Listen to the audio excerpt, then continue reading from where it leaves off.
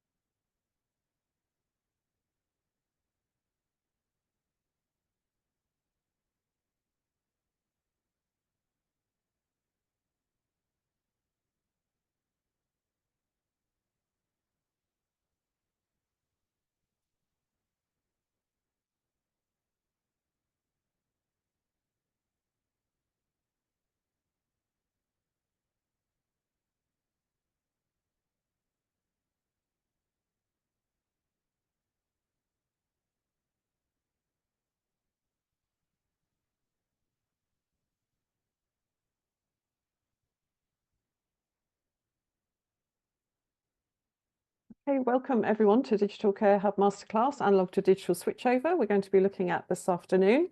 So I'm just going to start with a little bit of housekeeping to let you know. This webinar is being recorded and all attendees, you are on mute and can't be seen. So please could you use the question and answer function to ask questions rather than the chat.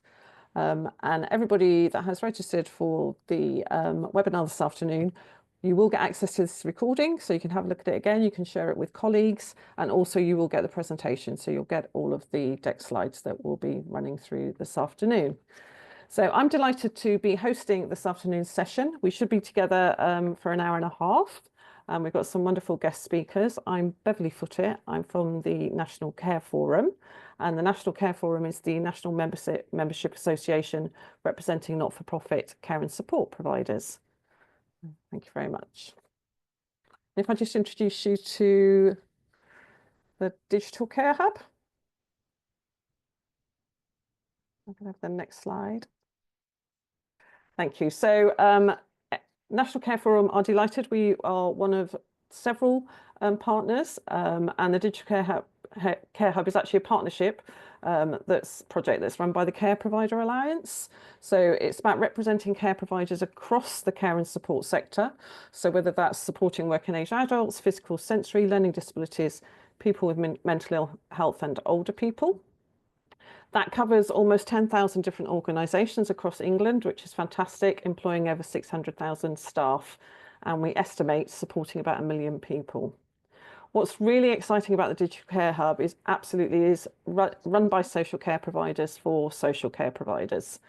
The Digital Care Hub works in partnership with all of providers, representative bodies and statutory bodies to support digital journey. It's funded by the Department of Health and Social Care and NHS England, and I'd like to pass on my personal thanks to the NHS Transformation Directorate, who have funded this webinar this afternoon, which means we can provide free access to you that are able to attend. With me today, we do have Katie and Eleanor from Digital Care Hub, so if you've got any questions specifically around some of the further work that Digital Care Hub are doing, they'll be able to come in and answer those questions. Thank you.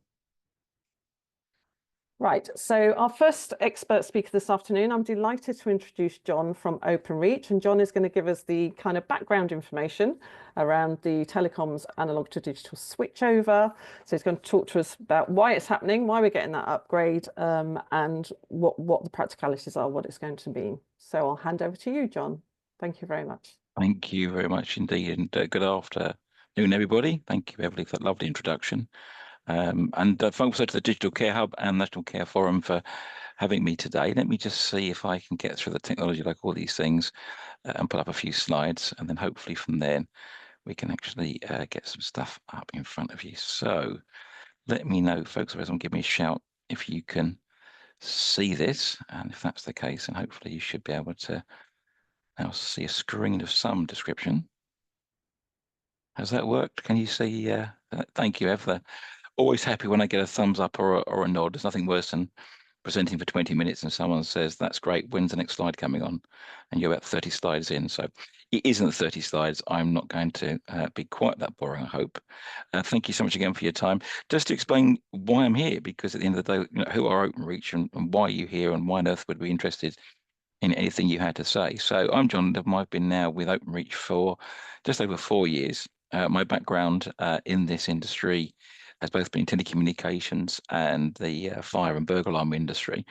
And actually, this particular program interested me because it's the biggest thing probably that's going to happen in a lifetime in the UK. It is going to be a complete upgrade of every telephone exchange in the country. The last time this happened was back in the 1980s. And there hasn't been a national campaign. A lot of people say to me, well, why haven't we seen this on the TV a lot? Wasn't this like the TV switchover a few years back, or even those who are old enough remember Y2K, the Millennium Bug? And the answer is because there are lots of players and some people will be affected and some people haven't been affected or won't be affected. It's actually meant that in many cases, the feeling is that it would actually scare more people to put something on TV than otherwise. And having said that, I am hoping that we'll hear something in the next few months that actually says there will be some kind of TV campaign. What form that takes yet, I don't know, but I would certainly welcome anything that spreads the word about this big change. But first, let's have a word about who Openreach are. Oops, sorry, I just realised I'm showing you the wrong slides, which isn't very helpful. Do apologise. One of those things where you've got the same person at the front of every set of slides, and you suddenly wonder why it is that you're not saying the right thing. So let me just show you the right slides and try that for a second. Bear with me a second. So let's see if we can get that up here. Oops, sorry, folks. It was all going so well, and then suddenly it was going not so well. So let me just see if I can get that sorted out. Sorry about this, Bev. Let me just. Yep, I think it's gone off the screen at the moment, isn't it? So let me just kind of get my slides back up again. Just while you're doing that, John, just a reminder to people again to use the Q&A as John goes through his presentation if you've got any questions. Thank you for that. Right, we'll have another crack at this. Right, this looks like it might actually be the right one. So sorry about that. It's one of these things when you end up with industry slides and they all look identical to each other, and you kind of get to the stage where you're thinking to yourself, I'm pretty sure that's not the right one. So anyway, the bit I've told you so far is true.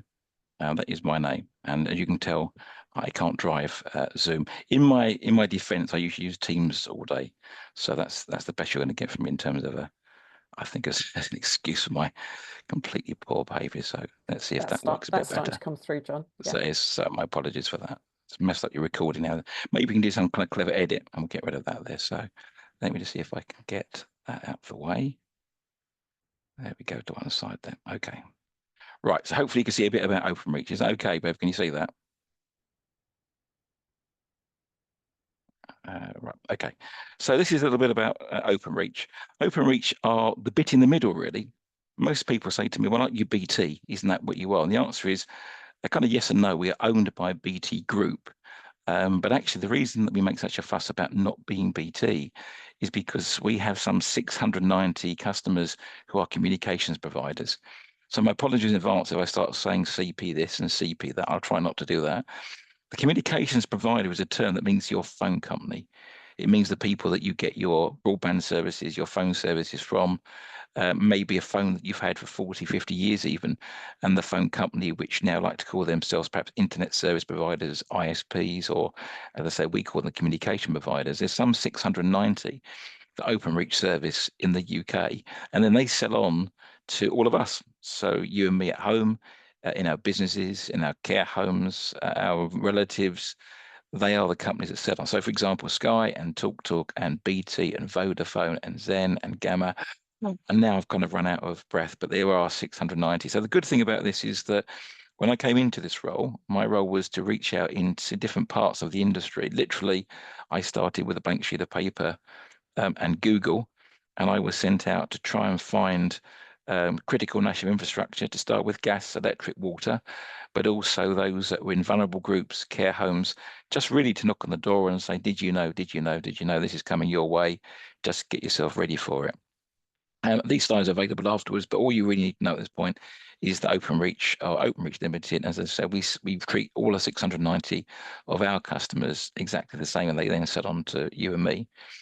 The reason for this switch off of the what we call the PSTN, so a little bit of history. If you think about where you live, there's probably a telephone exchange you go past. They're normally not very attractive buildings. Mostly they're kind of big squat 60s buildings, and they have been around for many, many, many years. The telephone exchanges were last upgraded in the 1980s. So that means that the equipment we have in those exchanges is 40 years old. Now, you may have a few classic car enthusiasts amongst us today on the call, but 40 years is a long time for anything, particularly circuit boards in exchanges. Back in the 1980s, at that point, was the biggest transformation project we'd ever seen.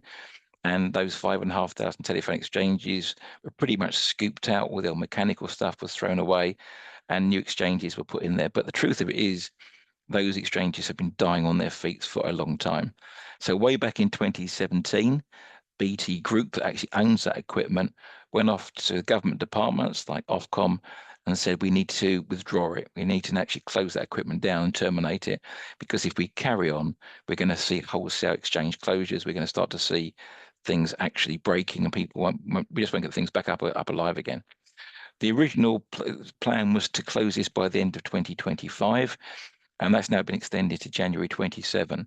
There's a lot on this slide. I just want to refer you over to the green bit and the blue bit on the right.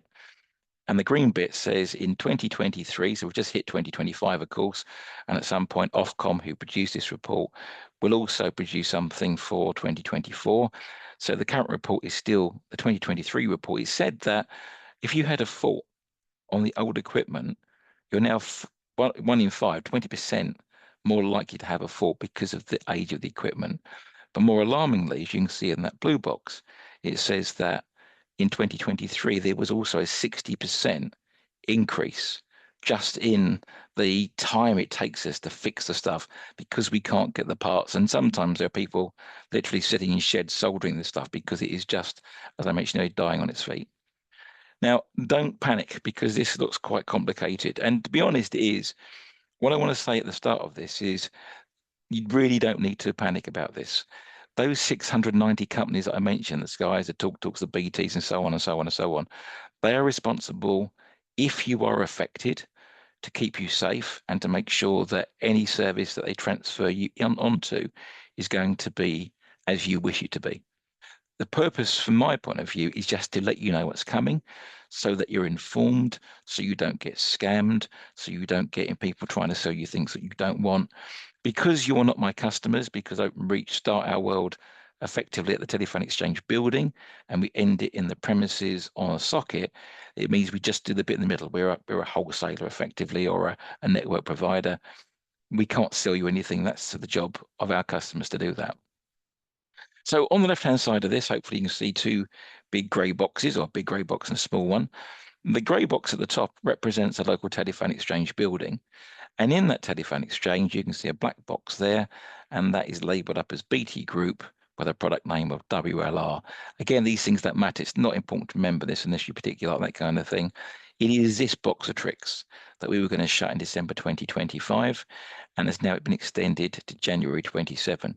And the reason for that was because back in December 2023, there was some quite serious incidents where people had been moved from old equipment to new equipment, particularly those who were vulnerable, and particularly those that had telecare services. So many of you will know what I'm talking about by telecare. For those that's a new term too.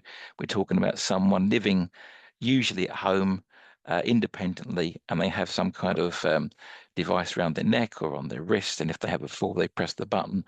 It then makes a phone call, and then they get a call center, and that call center then opens up a line and asks how the person is, calls an ambulance, and so on. And that went horribly wrong. And for that reason, the government, the previous government, actually stepped in, and they made all communication providers, those phone companies and Openreach, come up to Parliament and actually sign up to a charter. And that charter is actually available online. I can send that to you afterwards. And it just makes sure and reinforces the commitment of the industry to do everything they can to safeguard people. Now, for my view is that there was never, ever a time when nobody took it seriously, but this has kind of effectively pushed even harder to make sure that everybody was doing all they could to keep people safe. This is where it gets to the tricky bit. The tricky bit is this. There are 5,500 telephone exchanges in the UK, as I mentioned earlier. Many of those are considered to be what they call parent exchanges. So they are the main exchange. So maybe you live outside the city, and inside the city, there's probably a parent exchange or two. But outside, you might be on a local telephone exchange, which effectively is hanging off of that. A rough rule of thumb is there's about 5,500 exchanges in the country, 4,500 children, and around about 1,000 are the parent. So what Openreach have been doing at the cost of billions, I mean billions of pounds, have been rolling out a new network, and you've probably seen that down streets and down in cities and so on, of fibre. Now, fibre is glass. It's basically strands of glass. And if you can see on my diagram down here, this top illustration is the child exchange. There's the BT equipment that's going to be switched off in January 2027. And the 30 months refers to the delay from when it was going to be done originally. The parent exchange will have the fibre, what they call the head-in. It's the brains of the fibre bit of it. So it would only be built in the parent exchange. And there are two flavors of line that come out of that. There will be something called fiber to the premises, which many of you would have heard of before. And that literally means a piece of glass that runs from from the telephone exchange building to the customer's premises without all these breaks. It doesn't have a street cabinet in the way. And it's great. And it's really, really useful because it's got the ability to do all this internet stuff, everything from the frivolous end, like fast movies, down to the really important stuff like biometrics, potentially the NHS examining you in your own home with video cameras and all that kind of stuff to reduce waiting lists and things like that. It gives us the chance to really embrace this gigabyte technology. At the same time, of course, there are challenges, which I'll come on to. At the moment, there's about 16, maybe 6.5 million premises in the UK that have access to this fibre to the premises, this glass end to end. For the majority of us, we actually do have something called fibre to the cabinet outside our premises, and that's a halfway house. It's where the copper that comes out of our premises over here on the right goes through to the big green boxes you see in the street, which we call cabinets. And then instead of going back to the local exchange on a piece of copper, they jump off and go on a piece of fibre, that glass, back to the parent exchange.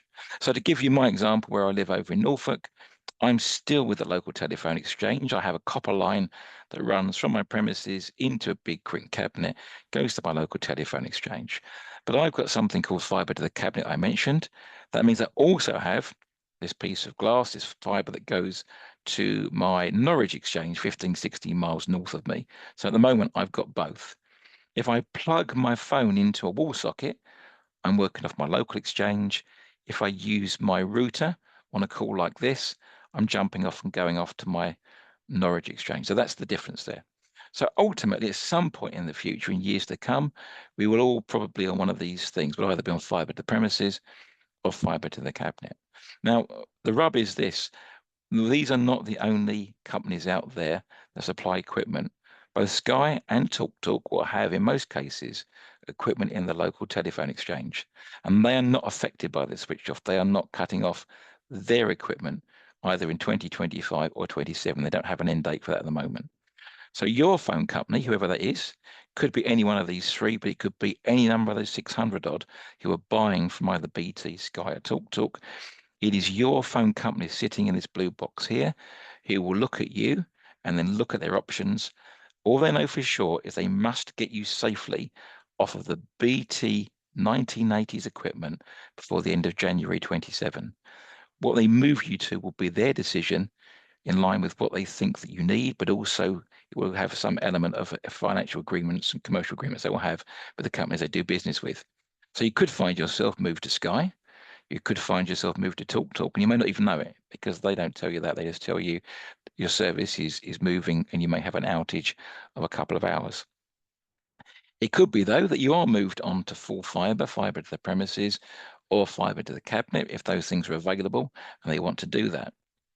If there is no fibre product outside the premises, if that home or that shop or whatever it might be doesn't have either fibre to the premises or fibre to the cabinet, and that particular phone company doesn't want to take you to Sky talk to, but they've got different agreements, then BT has stepped in, BT Wholesale, over the last 12 months, and they have produced an ADSL slow broadband type product, and that kind of fills in the gaps to give people a service that is ADSL or broadband on an all copper line. You may have also heard in passing that BT, probably September last year, so it's fairly recently, have launched a product specifically for what is known as special service customers. Now, special services is just it's quite a loose term.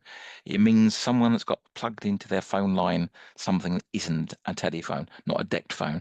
So a burglar alarm, a fire alarm, a lift alarm, a telecare device, a fax machine, something that's trying to do something special.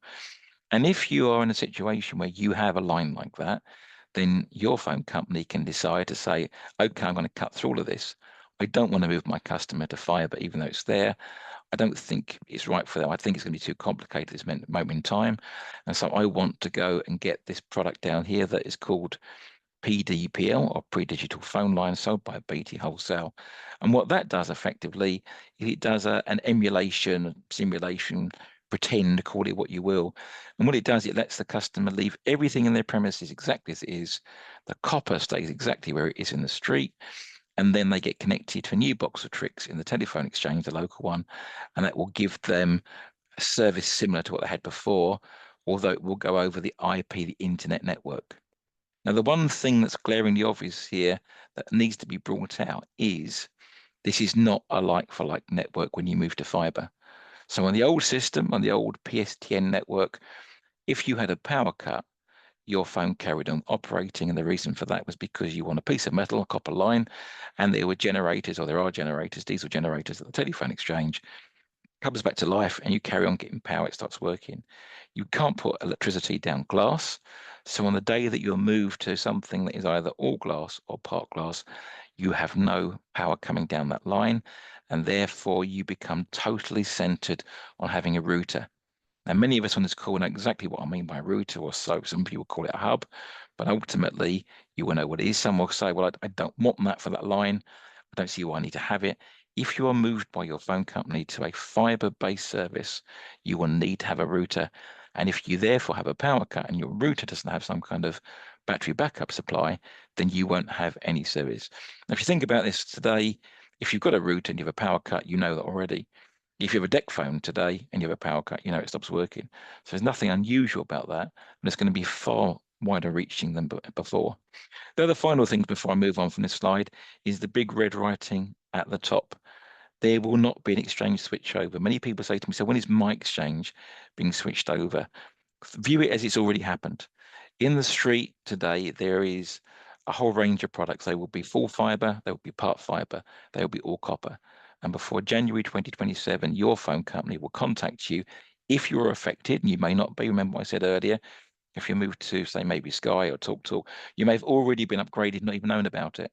But ultimately, it will mean that you, if you're affected, you'll be contacted by your phone company in good time to move you over. This is just a summary of what I said. So just to summarize all of that, every phone company will need to move their customers off of that black box I showed you for the end of January 27. They will all choose their own way of doing that. It could be to FTTP, that fiber service, that glass end to end. It might be part glass, part copper, that's FTTC. And if nothing is available that is a fiber type of line, it may be that you move to Sky or talk to one of the BT variants there. So this slide is just talking about what would happen on the day. So here we see a very busy premises. In this case, the customer's got a master socket you can see on the left-hand side. There's a phone, there's a deck phone, there's a telecare device, there's a burglar alarm. They've got a couple of extensions. On the day that they're given by their supplier for switching over or migrating to whatever they call it, they're probably saying analog to digital, something like that. What will happen is that all of the sockets within that premises, so think about your home for a minute, or your maybe it's your loved one's home, your granny, whatever it is. On the day that this happens, all of those sockets will stop working. The only thing that will work will be the main socket that comes into the building, and that will only provide broadband. That's a key point to remember.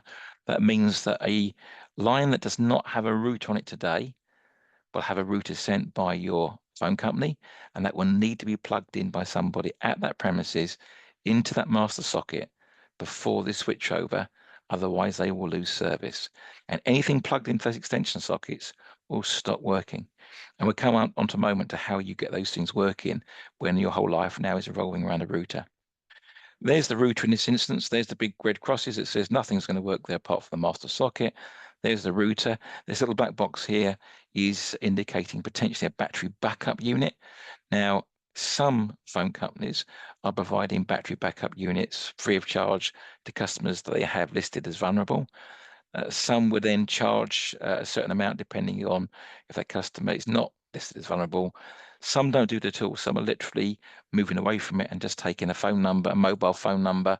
And if you feel that you can't continue with that phone company, they may just say to you, I don't think we can support you anymore. It is actually only BT that has something called a universal service obligation, or they must provide a service if they're asked for. Others can turn around and say, well, that's it. And hopefully not many will do that, but it's a possibility.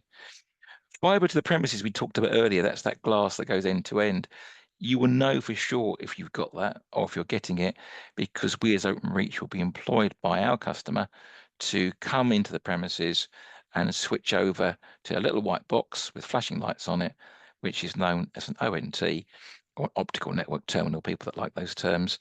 And effectively, it's a light box, because what you've got, if you think about the old thing, you kids, you've got cartons and bits of string, and that's what you've got. You've got a light box at one end, a light box at the other, a piece of glass that joins them on. So you must have that. Why did we bring that up? Because ultimately, if you need power supply backup, if you're living in an area that has lots of power cuts, for example, then any battery backup you need needs to be both for your router and for this little box of tricks, this ONT. I'm going to leave that only for a few seconds. These are some of the use cases, some of the different things that we've discovered people use their phone line from. There may be some of you today to say, well, I'm only interested in residential, consumer customers. I'm interested in my home. I'm interested in my granny. I'm interested in that. Some of you will be from care homes, and you will have a business line that goes into some kind of data room, and you may have devices. One of these kind of things, often they called UX on the UACs, and these things effectively run the whole building almost, and they will have a line that goes out of there. I hear stories that some of these are 25 years old and they cost a lot of money to replace. So you may be looking at a way around that, but there may be all sorts of things. If you're a facilities manager on today, think about everything from, maybe you've got car park barriers, burglar alarms, fire alarms, lift alarms, anything with the word alarm in should make you cautious. Anything you're using for monitoring. You kind of don't know what you don't know. And one of the things we'd encourage you to do is just audit what you've got. A word on something called an analog terminal adapter. So earlier we said, if you move to a fiber line, then you will have a router maybe already, or maybe you'll be given a new router, or maybe you'll be given a router for the first time on that line.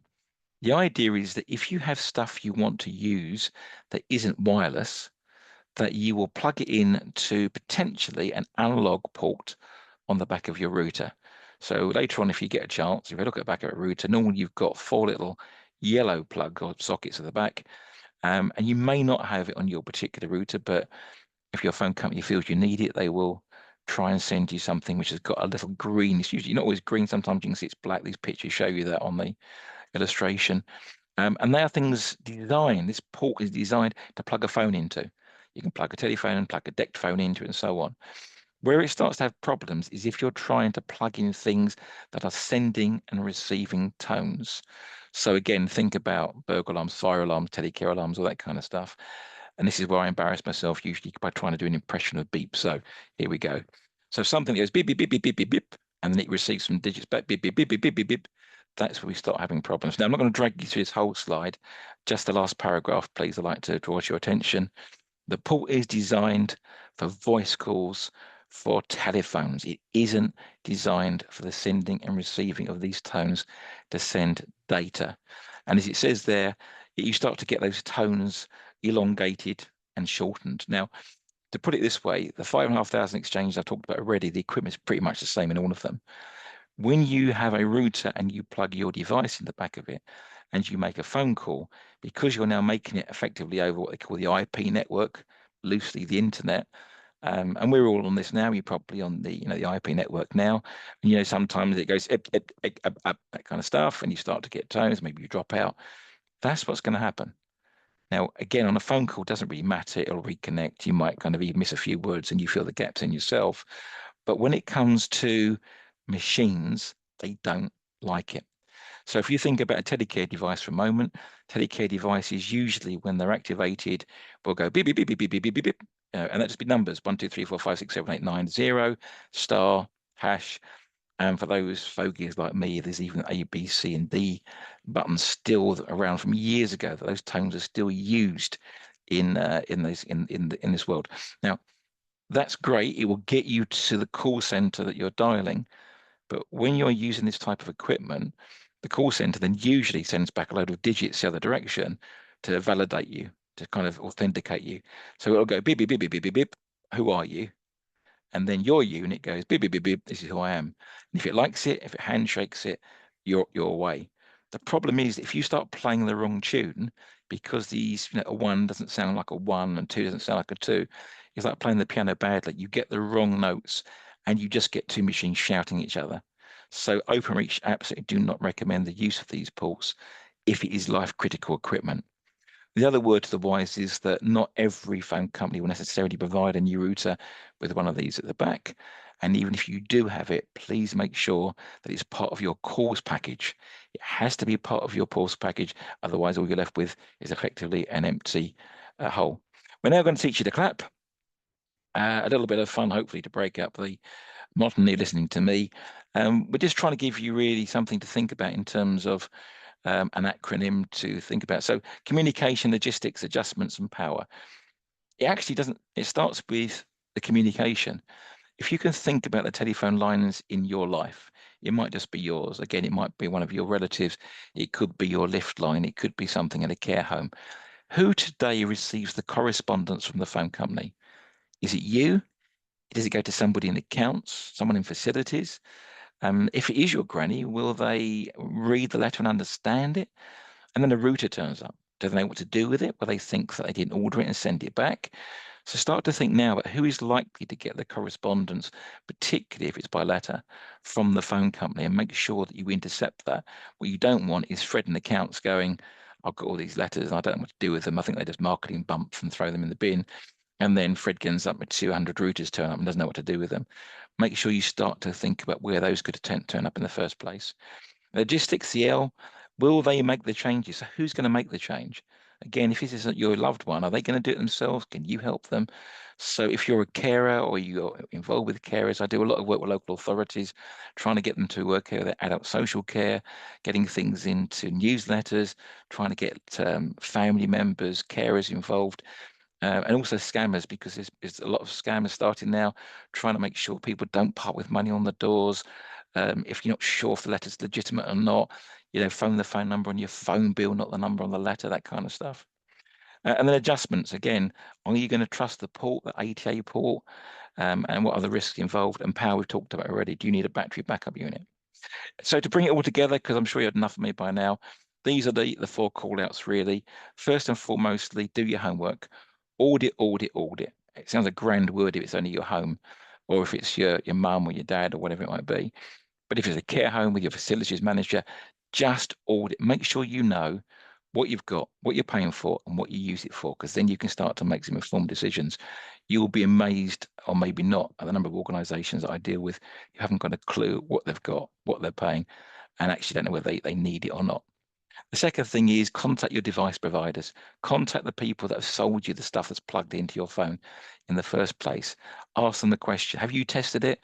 I also run a test lab, and there are 6 different phone companies in there. And once I'm into Early Sky, TalkTalk, BD, Vodafone, Zen, I think I might mention them all there. And they can come in, they can test their equipment in those different routers. They can come back and tell you what works and what doesn't work. Do remember that you were their customer. You've paid them money for your equipment. Make sure that what you buy, if you have to buy anything new, also does the job. I do hear horror stories where people have sold things that are actually worse than what they've already got. Don't part with money unless they prove to you that what you're buying is going to do the job. And then the number 3, contact your phone company. Again, if it's a personal thing, let them know that your granny is going to need some help, and they will put her on a list that actually says they'll leave her to last, and they'll make sure that she's cared for differently. And if it's a business line, again, contact your account manager, tell them that you've got concerns. And if you are a local authority on the call today, there is a program at the moment that both BT and Virgin, so VMO2, are trying very hard to get all of the phone numbers for telecare customers around the country to build a list up so they can keep them safe. And there's a link on there. Thank you so much for your patience. I am around for the panel and questions later, but thank you again for your patience, and I'm going to pass you back to the chair. Thank you so much, John. So that was a great explanation of the context for the network upgrade. And now I'm delighted to hand over to Chris from Orbital Net. And Chris is going to take a closer look from the care sector perspective in terms of the impact of this change. Thank you, Chris. Thanks a lot, Beverly. So just share my screen now. One moment. Okay, can you see that? Wonderful. Okay, so again, thank you for joining us today and taking the time out of your schedules to learn more about the digital switchover. I'd like to start my section of the webinar with a quick introduction, firstly, of who we are at the Orbital Internet Group. We are a national internet and telecoms provider, or as John would call it, a CP, or communications provider, and we're actually partnered with Openreach as well. We specialise in helping key sectors like care to improve their operations, and we also recently partnered with the Digital Care Hub and Care England as Internet and Telecoms advisors. And as you know, today's webinar is to help you understand the changes that will be coming into both the telecoms, but also the internet. So after this, you should be able to start preparing for the big switchover that has already started happening. My name's Chris, and I'm the specialist within the care sector here at Orbital. The reason that I'm the specialist is not only the fact that I've worked with a lot of care organisations, but my mum was a domiciliary carer, my uncle's a finance director for a lot of doctor's surgeries and also some care homes, and my partner's a domiciliary carer as well. So I've actually got a really good understanding of the daily struggles that you face, and that's why I'm in front of you today. And here's what I'm going to cover with you.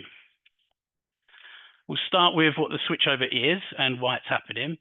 Then we're going to look at another timeline of events and where we are currently, some implications if you do not change, the connectivity that is replacing the older outdated solutions, how it all works over the internet, advantages of digital phones and the internet that supports them, advantages of fibre, a little bit about Orbital and how we can help, and to finish there will of course be a Q&A session.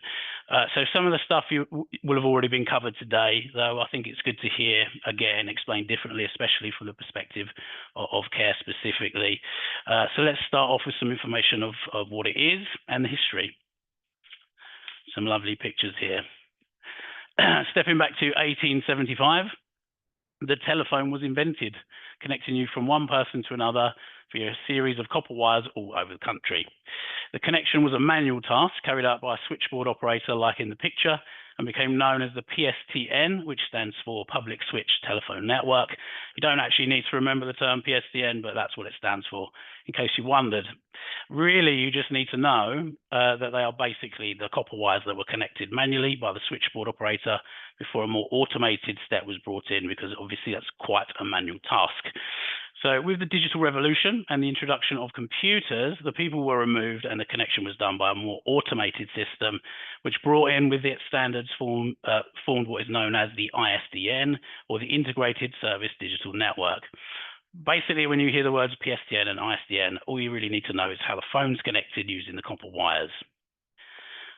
So around the year 2000, mobile phones became popular and a lot of people were not using their phone lines anymore. And then businesses started using their internet connection for their telecoms instead of the traditional system. That's because it was cheaper in a lot of senses, and this option, as the option evolved, it brought many enhanced features that the copper line handset could not offer. So as we know, BT decided to discontinue the traditional service for many reasons. Some we've become familiar with now. Here's a little timeline to explain what's been going on. Okay, so I appreciate you've seen the timeline already. Here's a little different take on it now. So around 2015, BT announced that they were going to stop all copper-based analog phone systems for reasons that you know. Eventually, all telecoms providers like us received a notification that we would eventually be unable to sell these products to you after a certain date. Openreach also announced the rollout of full fiber FTTP, which I'll explain what that is later in the presentation. This rollout was with the objective of future-proofing connectivity as we move to a digitized solution, which will require faster and more reliable connectivity. It soon became obvious the initial time frame wasn't realistic for FTTP to be in every home and business, so something called Sagia was launched, which came in as a temporary solution while we wait for the full fiber FTTP to roll out. Sagia allows the internet portion of your copper phone line to be used without the phone portion, which was traditionally used to make calls. The next event in the timeline was a 5-year reminder that BT would be removing the copper phone lines, so it really ramped up from there. In 2021, we all received the official stop sale announcement, so we could no longer sell analog-based phone products. Then there was a mammoth task to migrate 15 million channels over to a digitized system by 2025. That's where we are now. Obviously, we're not quite there yet. There are still millions to migrate over. So BT announced that they're going to extend that to 2027, as you heard before, for more extreme and vulnerable cases. So if you've not already migrated, I'd recommend you do it soon, because if you don't, there are implications that could undoubtedly occur, which can cause major issues for care homes, offices, and domiciliary care companies. Here are some examples of that. So if you leave things to the last minute, you could risk losing your phone system altogether, and that is because you need to switch from analog to digital while the copper line is still live. That part's important. It's because of your phone number. If you want to keep your existing phone number, this will need to be ported over before the switching off of your old system. Otherwise, you could lose your phone number and have to use a new one. And as you can imagine, that poses issues for your clients and yourselves as well. As John mentioned, it's not just phones. There are other things affected, like lifts, alarms, Epos machines, doors, CCTV, fax machines, all traditionally using a traditional copper phone line. They will need to be switched to a new solution, digitized platform, an IoT SIM or a mobile SIM, for example. As everything is connecting to the internet, you need to have upgraded your internet connection alongside that to ensure the connection is capable of the additional traffic you'll be putting over the internet. So even if your copper line is good for now, there are no plans to replace or maintain that line, so the call quality could eventually degrade. But it's important to also have enough bandwidth for the calls, otherwise this can also cause degradation as well as you move to a digitized system. Basically, the system, if you move to a digital phone system, it's only as good as the internet connection it feeds into. That's why it's also important to upgrade your internet connection at the same time. So as well as the degradation of call quality, there are other implications to think about. There's going to be a limited number of engineers available, so if there's a fault, it might take a long time to fix.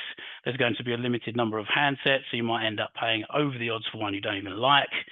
Factor in lead times, because these will go up, as you can imagine, as everyone's scrambling to switch to the digital system at the last minute. There's not going to be enough staff and engineers to cover that for you if you leave things. So I can't emphasize enough that you need to look at this now if you haven't already, because if you leave it, it could become very difficult for you. If you need some one-to-one guidance of what to do, I'm happy to walk you through that and hold your hand through the process. So I'll share my details at the end if you're interested in getting some help. But first, what exactly is it moving to, and how does it work? So it's called VoIP, which stands for Voice over Internet Protocol, which basically means in this scenario, you will have an internet-based phone and you're going to plug that directly into your router or via a switch and then connect that over the internet instead of the copper wires. There are lots of different options available at the moment. You can have corded and cordless handsets of many shapes, sizes and makes, potentially finding a really good one that is similar or even the same as what you have now if you need it to be.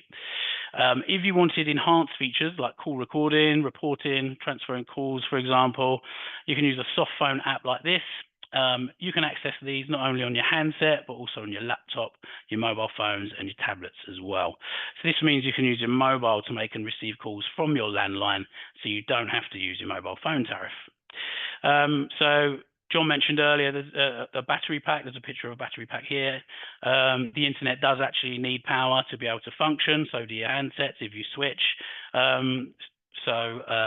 what if there's a power failure in this example? You can use the battery failover, which will kick in the event of a power failure. So you can still make your calls even if everything has gone down, still access the emergency services, and your tenants can access their family over the phone, so it would work fine.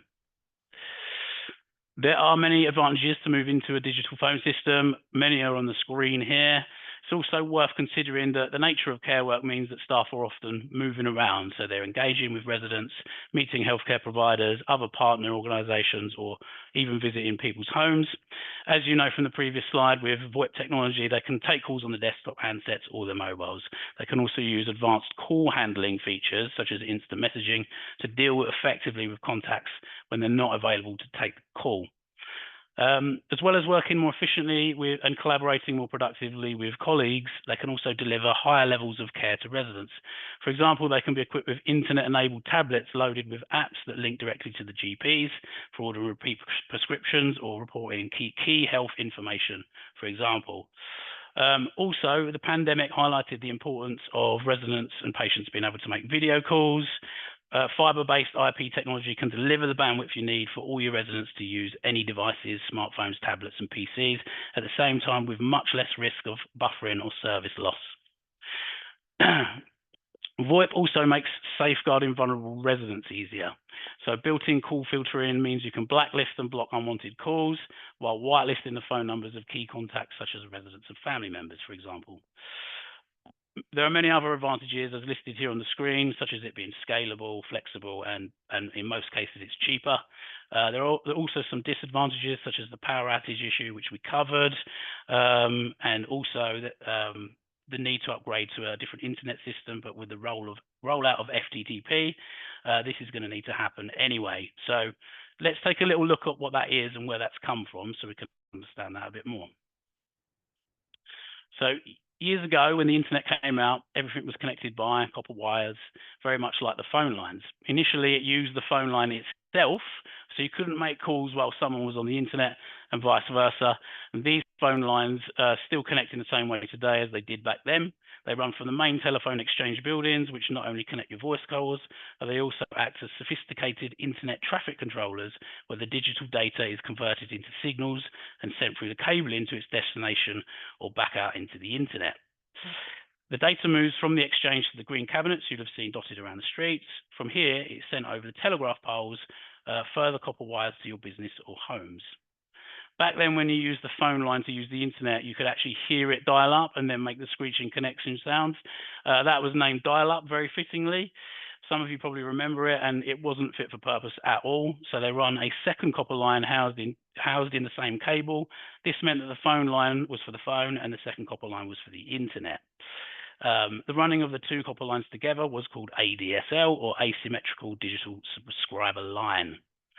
To recap, this was copper at the start between the exchange and the green cabinet, and then copper at the end between the green cabinet and the home. These copper lines rely on electronic signals which slow down over long distances, resulting in slower speeds by the time the endpoint is reached. So that means very often in these modern times, this just isn't good enough for the usage. So then the fiber optic cable was introduced or invented. Fiber optic cables are basically very tiny glass hairs, as you know, that you can beam signal down at the speed of light.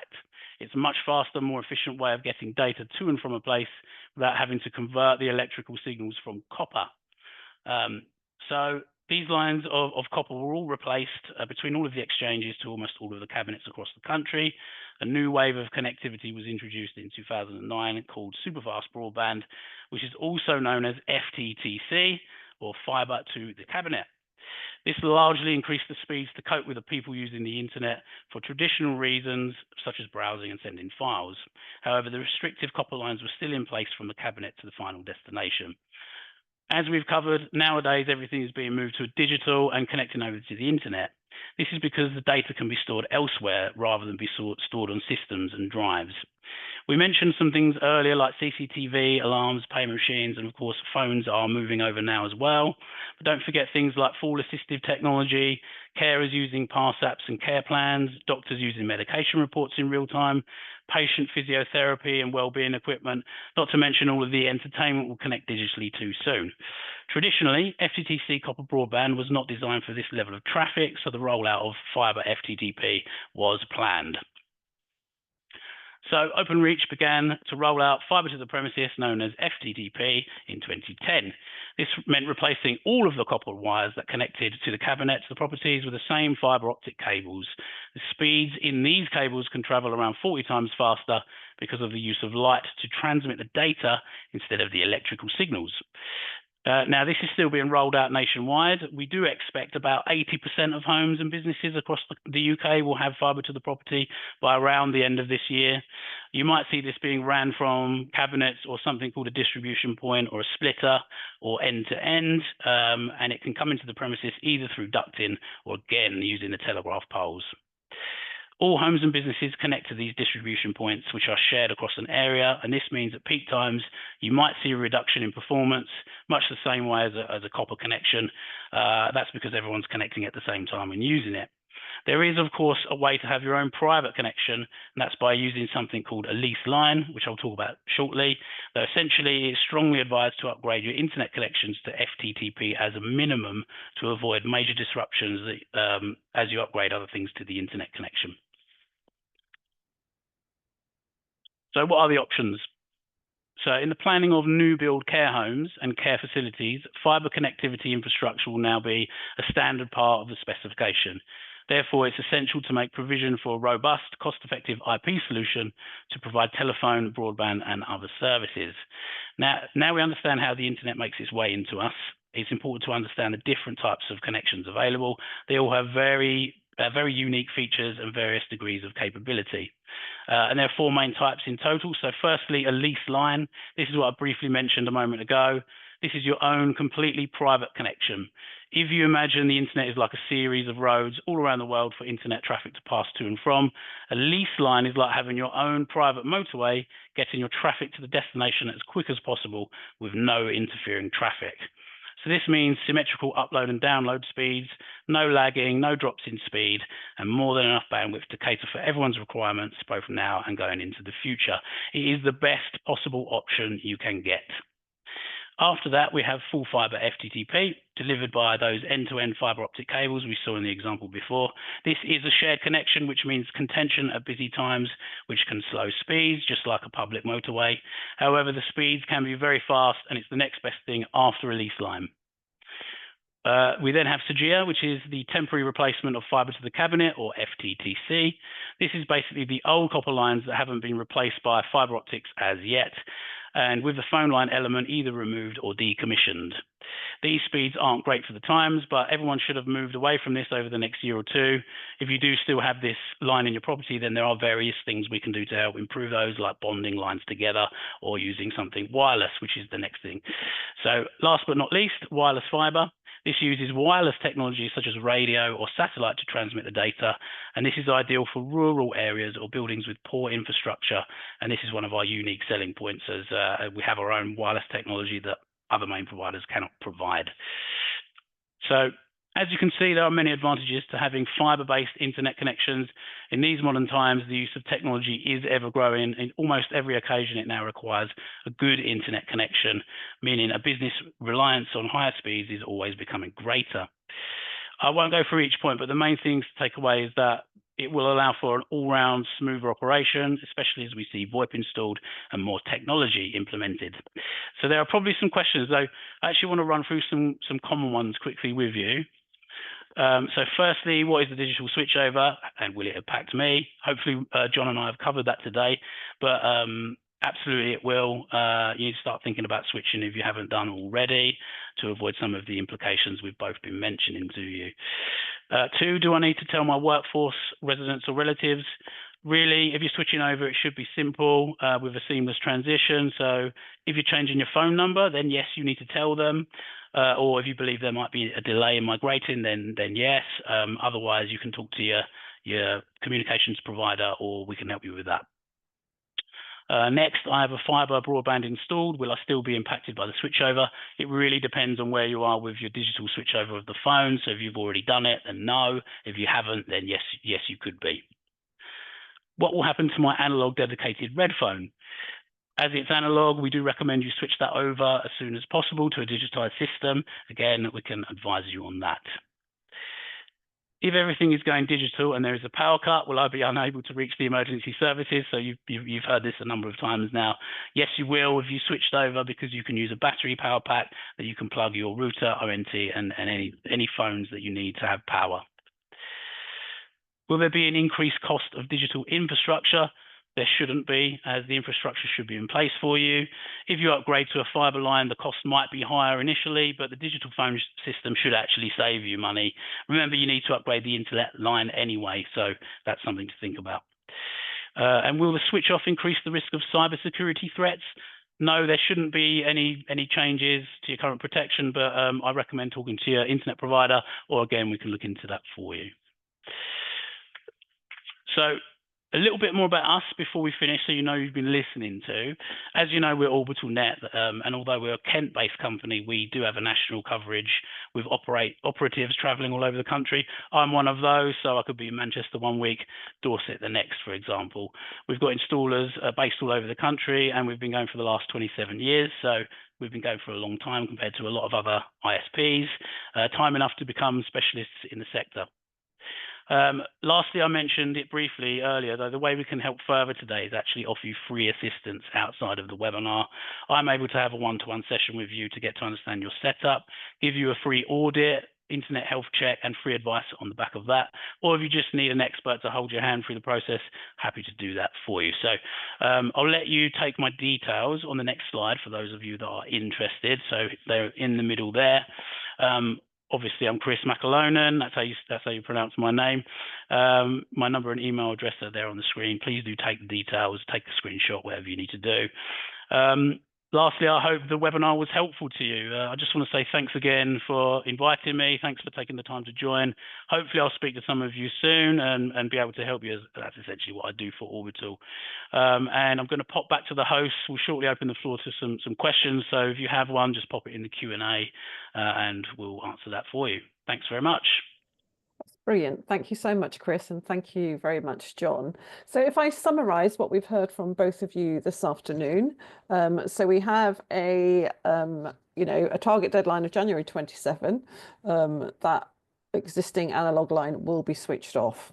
So really, doing nothing is not an option, and the clear message from both of our expert speakers this afternoon is do something now. So if your area, your region hasn't yet done the switchover, you need to start that communication straight away. And the critical relationship here is with your current communication provider. I think that message was very clear as well.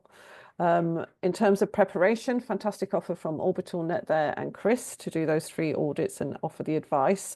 But really, you do need to be auditing all your equipment and systems that you're currently using and identifying what is on an analog line and what's going to be impacted. Some of you that are with us today or looking at this recording later on, you might be home care providers.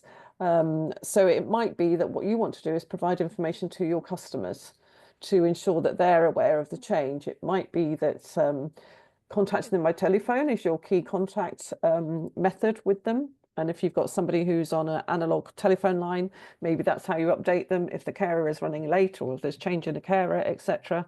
So it just could be very useful that you're providing them with the information about the steps they need to do.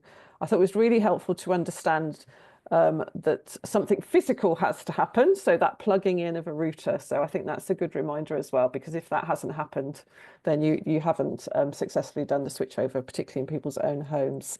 And then I think summarise as well that it's important to understand your backup options if the internet does go down or that power outage. So Chris and both John, I think, talked about they do have some backup battery length. But what I would say to you, depending on your services and how critical that is, you need to be asking the provider the length of that battery as well. And is that sufficient? And I guess what I would say from my perspective is you need to push back on that communications provider. I think both John and Chris have kind of said this is an opportunity to improve things. So you need to get the best out of this switchover. And so you need to be asking those questions of your provider. So hopefully that was a useful summary. I'm just checking to see if we've got anything in the Q&A. Okay, I don't think we've got any questions that have come through. I'll just give it another minute to see if anybody's got any questions as we come to the end of the session. Hopefully you found it to be very useful. And like I say, the message is go away from here and you need to take some action. So yeah, don't do anything. Have a look back at the recording, have a look at the presentation slides that are going to be sent out to you, and get preparing. And again, I repeat, you know, Orbital are offering you that free audit as well, which will be very helpful. Okay, so I don't think we've got any questions coming in. So I will formally thank our expert speakers, John from Openreach and Chris from Orbital. Huge thanks to Digital Care Hub, Katie and Eleanor for organising the webinar. And thanks again to the funding that's come through from NHS Transformation Directorate that's enabled us to provide this webinar this afternoon. So I'm going to let you all go and have a little bit of time back. And thank you again for finding the time to join us in your busy schedules. Thank you, everybody. Hey, thanks, Bye-bye. everyone. Bye. Thank you. Bye-bye.